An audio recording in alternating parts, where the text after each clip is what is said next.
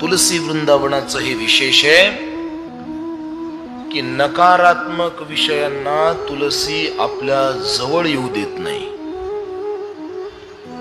दिवसभराचे विचार तुमचे कोणतेही असो,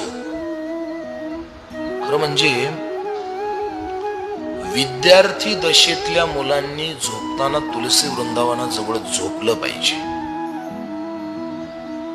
जे विद्यार्थी दशेतली मुलं आहेत ना, त्यांनी तुलसी वृंदावनावरती डोकं टेकून झोपलं पाहिजे. कारण आजची विद्यार्थी दशा ही विद्यार्थी दशा कमी पण विषयी दशा जास्त आहे.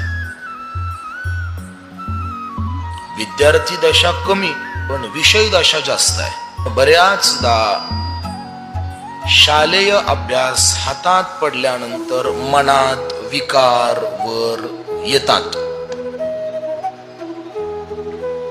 तुम्ही अनुभव घेऊन पहा. विद्यार्थी अभ्यासाला बसल्यानंतर मनात अभ्यासाला दूर लोटणारे विकार आपोआप मनात येतात.